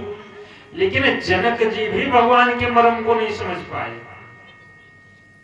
यहाँ तक कि दशरथ जी जो इनके बाप हैं वो भी इनके मर्म को नहीं समझ पाए। अगर इनके मर्म को समझ गए होते तो राम जी के वियोग में उनको मरना ही नहीं पड़ता।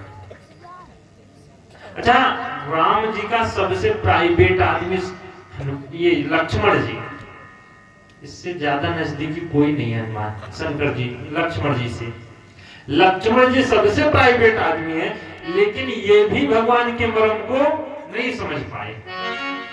अरण्य कांड में लक्ष्मण हो यहाँ मर्म न जाना, जो कछु चरित रचा भगवान।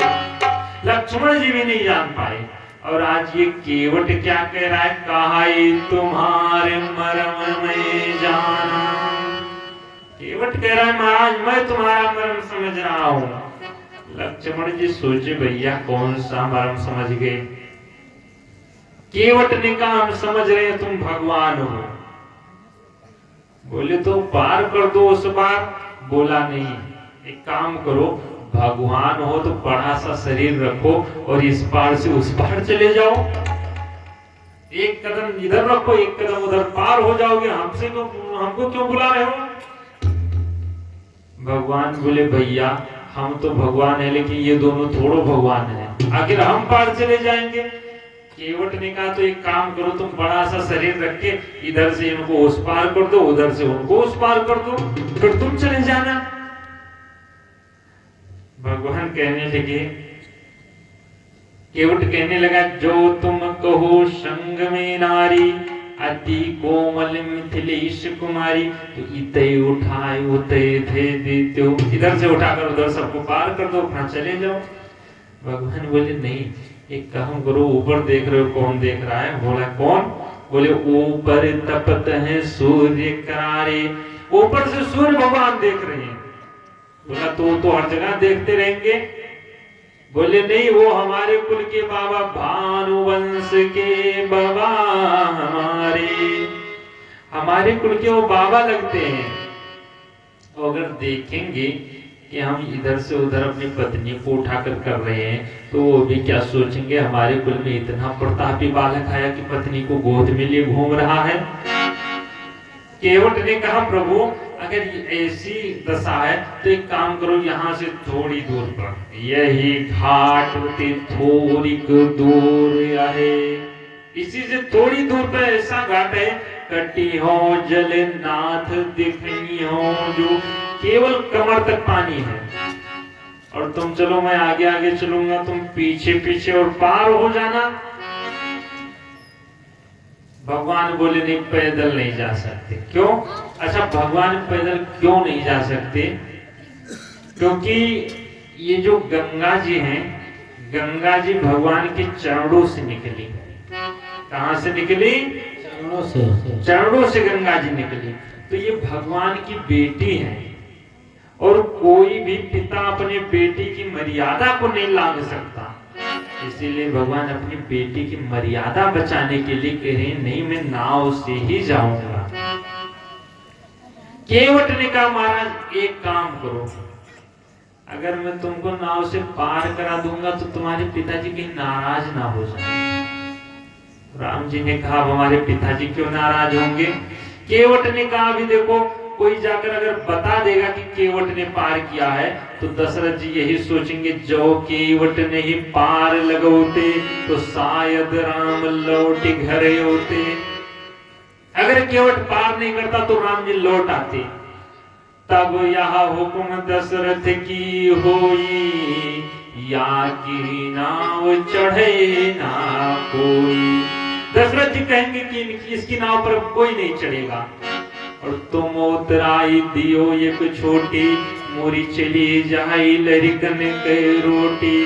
तुम तो थोड़ी सी उतराई दोगे और हमारे बाल बच्चों की रोटी टंग जाएगी, इसलिए मैं पार करने वाला नहीं हूं। भगवान बोले, भैया कोई उपाय करो, हमारे पिताजी कुछ नहीं बोलेंगे तुमको, तब तो पार करोगे। केवट ने कहा, महाराज तुम्हारे पिताजी नहीं बोलेंगे, लेकिन एक मुसीबत और है। भगवान बोले, क्या है? केवट कहने लगा, महाराज तुम्हारे चरणों में ऐसी जड़ी लगी है कि वो पत्थर को भी स्पर्श करती है तो स्त्री बन जाता है। भगवान बोले, तुम्हारी नाव तो पत्थर की है नहीं। बोला, महाराज पाहन तेन काट कठिनाई, रे कोई पत्थर से कड़ी थोड़ो है लकड़ी, ये तो और जल्दी स्त्री बन जाएगी। भगवान बोले, अरे भैया 1 से 2 हो जाएगी स्त्री, क्या दिक्कत है? केवट ने कहा, महाराज 2 हो जाएगी, हम उसको घर ले जाएंगे तो हमारी पत्नी क्या सोचेगी? ये तो थोड़ो कहेगी चरणों से बनी है, तो कहेगी अच्छा नाव बेचकर विवाह करके आया है। उठाएगी झाड़ू, इतना मारेगी, मैं उसको कैसे समझाऊंगा? लक्ष्मण जी कहने लगे, महाराज भगवान को समझा रहा है, पत्नी को नहीं समझा सकता।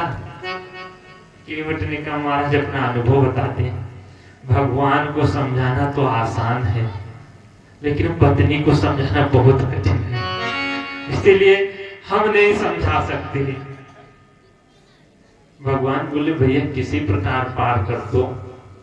केवट ने कहा, महाराज एक काम करो, जो प्रभु पार अवश्य गा चाहो, अगर तुम पार होना चाहते हो तो मोहि पद पदम पखारने गाओ, हमसे कहो तो हम चरण आपका धुल दें। अच्छा, केवट ये नहीं कह रहा भगवान चरण धुलवा लो हमसे, कह रहा है अगर कहो तो चरण धुल दें। अब बताओ, ऐसे कोई चरण थोड़ा धुलवाएगा? अगर कोई गुरु आपके यहाँ जाए, संत पहुंचे और कहो कि गुरु जी कहो तो चरण धुल दे, तो बताओ कहेगा कि चरण धुल दो? अरे चरण धुलना है तो थाली लोटा लेकर पहुंचे, गुरु जी थोड़ा चरण धुल दे, तो गुरु जी भी कहेंगे चलो धुल लो। अब ये केवट ये नहीं कहना महाराज चरण धुल दे। अच्छा, भगवान किसी से आज तक चरण धोने को कहे ही नहीं, केवट से कैसे कहे आओ चरण धुलो? केवट कह रहे हैं महाराज चरण धुलने के लिए कहो तो हम चरण धुल दे। भगवान कुछ बोल नहीं रहे। केवट ने कहा, अच्छा हम समझ गए तुम्हारे पास पैसे तो होंगे नहीं, एक काम करो, पद कमल धोई चढ़ाई नाव, नाथ उतराई चहो। मैं चरण भी धुल दूंगा, उस पार भी कर दूंगा, तुम पैसे मत देना, क्योंकि बाबा जी के भेष में थोड़ा बहुत सहयोग तो बाबा जी का कर ही देंगे इतना। भगवान जो ही सुने, सुन केवट की बहन प्रेम लपेटे अटपटे। केवट की प्रेम भरी वाणी को जब भगवान सुने, अटपटे वचनों को, तो भगवान मुस्कुरा दिए। अब केवट समझ गया कि भगवान हंस दे तो काम बन गया। अच्छा, कोई भी अगर वो हंस दे तो समझो कि काम अब बन जाएगा। जल्दी भगवान हंसते नहीं है, लेकिन अगर हंसे तो काम बना। केवट समझ गया अब तो काम नहीं बिगड़ेगा। भगवान मुस्कुरा कर कहने लगे, सोई करो जेहि तब नाव न जाई। भगवान के केवट भैया तुम वही करो जिससे तुम्हारी नाव ना जाए। अच्छा, अभी भी धुलने के लिए नहीं गए, वही करो तुम्हारी नाव ना जाए। केवट ने कहा, ऐसे बहाने से काम नहीं चलेगा। हाँ, कभी कभी बहाने से भी काम चल जाता है। भगवान सोचे कि कहेंगे भी नहीं धुलने को और ये धुल भी देगा, लेकिन केवट भी बड़ा चालाक। केवट कह रहा नहीं, बहाना मत बनाओ, तुम कहो तो मैं चरण धुलूंगा। भगवान सोचे कैसे कहूं। एक बार एक महात्मा जी थे, तो उनको निमंत्रण मिला। एक बुढ़िया माई निमंत्रण ली थी, बोली बाबा हमारे यहाँ भोजन कर लेना। बाबा जी भी निमंत्रण पाए, बड़ी मस्ती से पहुंचे मैया के यहाँ। अच्छा, मैया बड़े प्रेम से खूब भोजन बनाई, पूरी सब्जी दाल चावल खीर पापड़ सब बनाई, चटनी मिर्च मसाला लगाकर। और बाबा जी बैठे, लेकर आई थाली सजाकर रख दी। बाबा जी जब थाली देखे तो चूल्हे के पास पापड़ की थाली और थाली में पापड़ ही नहीं। अब बाबा जी का मन पापड़ में ही लग गया। अच्छा, अब मांगे तो बेइज्जती। बाबा जी सोचे इसको कैसे मांगे। बाबा जी बहाना बनाए, बोले अरे मैया भगवान की बड़ी कृपा थी जो आपके दर्शन हुए। मैया ने कहा क्या हुआ बाबा, कोई घटना? बोले अरे मैया पूछो मत, रास्ते में सांप मिला। बोलिए सांप? बोले अरे इतना बड़ा सांप। बोले कितना बड़ा? बोले इतना बड़ा। बोले कितना बड़ा बताओ? बोले यहाँ से वो पापड़ की थाली इतना बड़ा सांप। मैया ने कहा अरे हम तो पापड़ ही नहीं दिए। संत जी ने कहा हम तो सांप बता रहे थे इतना बड़ा। अच्छा, बहाने से भी काम चल गया, लेकिन केवट कह रहा है महाराज बहाने से काम नहीं चलेगा, आप कहो कि चरण धुलो। भगवान समझ गए इससे कहना ही पड़ेगा। भगवान कहे बेगियान जल पाए पकारो, बेगियान जल पाए पकारो, होत विलंब उतार ही पारो, होत विलंब उतार पारो। जासु नाम सुमिरत एक बारा, जासु नाम सुमिरत एक बारा, उतरहि नर भव सिंधु अपारा, उतरहि नर भव सिंधु अपारा। सोई कृपाल की बटैनी होरा, सोई कृपाल की बटैनी होरा, जहि जब कियति हो भगहुत थोरा, जहि जब कियति हो भगहुत थोरा। केवट राम रजाय सुपावा, केवट राम रजाय सुपावा, पानी कठवता भरी लय आवा, पानी कठवता भरी लय आवा। बेगियान जल पाए पखारो, बेगियान जल पाए पखारो, बेगियान जल पाए पखारो। भगवान के जल्दी जाओ, चरण जल लेकर आओ, चरण तुलो। और यहाँ से केवट का प्रभु बैठे रहो, मैं जाकर ले आऊं पहले जल। केवट गंगा का जल नहीं लिया, केवट यहाँ से गया है। केवट राम रजाय सुपावा, और पानी कठौता भरी ले आवा। अपने घर से कठौती में जल भरकर लेकर आया है। केवट गंगा जी के जल से नहीं धुला था चरण, अपने घर के जल से। क्यों? क्योंकि बंधु कारण है इसमें भी, बताएं कि रहने दें, फिर कभी बता देंगे। बुलाओ बंधु, केवट इसलिए नहीं धुला क्योंकि ये जो गंगा जी निकली है ये कहां से? जब ब्रह्मा जी भगवान का चरण धुले थे तो एक गंगा जी निकली थी। ये गंगा जी की चरणोदक है, और अगर किसी का जल धुलना है तो एक बार धुल लो, उसी जल से फिर धुलना चाहिए, ताजा जल से धुलना चाहिए। तो केवट ने सोचा ये तो गंगा जी चरणोदक है भगवान का, इसीलिए दोबारा गया, वहां से लेकर आया घर से ताजा जल। और यहाँ केवट को धुलाए अति आनंद उमगी अनुरागा, अति आनंद अति आनंद उमगी अनुरागा, अति आनंद उमगी अनुरागा। चरण सरोज पखारन लागा, चरण सरोज पखारन लागा। बरसि सुमन सुर सकल सिंहाही, बरसि सुमन सुर सकल सिंहाही। एहि सम पुण्य पुण्य को नाही, एहि सम पुण्य पुण्य को नाही। अति आनंद उमगी अनुरागा, अति आनंद उमगी अनुरागा। केवट बड़ी आनंद से चरण सरोज पधार लागा। जब चरण लगा दुल्ले ऊपर से देवता बरसी सुमन सुर सकल सियाय। देवता फूल बरसाए महाराज केवट के जैसा पुण्य किसी का नहीं है, सब पुण्य पुंज को नाई। बोली राघव सरकार की। और केवट खूब मस्ती में भगवान का चरण धुल रहा है। अब आज चरण धुलने तो कल आगे का दर्शन करेंगे अच्छे से धुल ले केवट कम से कम बड़ी मेहनत किया है आज। आइए सभी लोग भगवान का 2 बार नाम लेंगे, उसके बाद सदगुरु भगवान अपने मंच पर मंचासीन होंगे। तो आज परशुराम तिवारी जी की तरफ से भी 500 रुपए का योगदान आया है। परशुराम तिवारी पांडेपुर के हैं ना, संजय कनौजिया के नाम से संजय कनौजिया की तरफ से भी 501 रुपए का योगदान। कम से कम जोरदार ताली तो बजा दो। परशुराम तिवारी जी की तरफ से भी, जो पांडेपुर के निवासी, उनकी तरफ से भी 501 रुपए का योगदान। कम से कम उनकी तरफ से भी ताली बजा दो। भगवान मंगल के बरसात होती है। भजन है काम महाराज। हाँ, एक भजन सब लोग सुन लो, थोड़ा आनंद आ जाए। बैठे बैठे सब हो गए होंगे। प्रेम से बोलिए श्री रामचंद्र की, लगले लखन लाल की। जना सुना भगवान श्री रामचंद्र जी के वनवास भइल बा, उस समय का प्रसंग बा 2 लाइन का।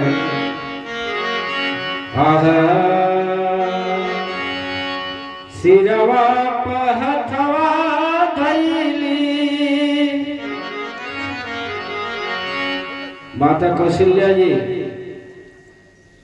पहले राजाओं के जमाना में कभी बात होके आपस में कभी विवाद हो गए तो कोर्ट भवन में जाओ, लेकिन भगवान श्री रामचंद्र जी का जब समय वनवास हुआ, माता कौशल्या जी सर पर हाथ रखे आंगना में बैठ के बात कहते हैं। बोल दे आप, ठीक है। किसी रवा